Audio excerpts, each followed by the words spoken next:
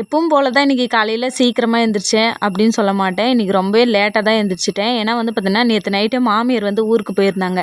இங்கே எங்கள் வீட்டுக்கு பக்கத்தில் வந்து பார்த்திங்கன்னா, ஒரு 20 பேர் 30 பேர்கிட்ட வந்து பார்த்திங்கன்னா, டோட்டலாக எல்லாருமே சேர்ந்து ஒரு பஸ் வந்து புக் பண்ணி, ஸோ இங்கே கேரளாவில் இருக்கிற ஒரு ஏரியாவில் எல்லா கோவிலுமே வந்து பார்த்துட்டு வரலாம் அப்படின்னு சொல்லிட்டு கிளம்பிட்டாங்க நேற்று நைட்டே. அதனால் இன்றைக்கி நான் ரொம்பவே லேட்டாக தான் இருந்தேன். நானும் எங்கள் வீட்டுக்காரும் மட்டும்தான். ஸோ இன்றைக்கி லீவு வேறு எங்கள் வீட்டுக்காருக்கு. அதனால தான் அப்புறம் எப்பவும் போல தான் அடுப்பு பற்ற வச்சுட்டு சோறு வந்து ஒரு பக்கம் வேவட்டுன்னு சொல்லிட்டு விட்டுட்டு, அதுக்கு நடுவுலயே வந்து பார்த்திங்கன்னா, காலைல டிஃபனுக்கு கலக்கி தோசையும், முட்டை கறியும் தான் வந்து செஞ்சுருந்தேன்.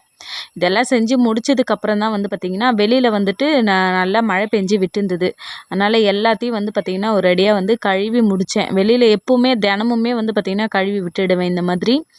அதுக்கப்புறம் வந்து பார்த்திங்கன்னா, மதியம் போல் சமையல் பண்ணிக்கலாம் மெதுவா அப்படின்னு சொல்லிட்டு விட்டுட்டேன். அதுக்குள்ளே வந்து பார்த்திங்கன்னா, வீட்டுக்காரரும் எழுந்து வந்தாங்க. நாங்கள் 2 பேருமே ஒன்றா உட்காந்து சாப்பிட்டோம். அவ்வளோதான். இந்த வீடியோ பிடிச்சா லைக் பண்ணுங்கள், சப்ஸ்கிரைப் பண்ணுங்கள். வீடியோ பார்த்ததற்கு நன்றி.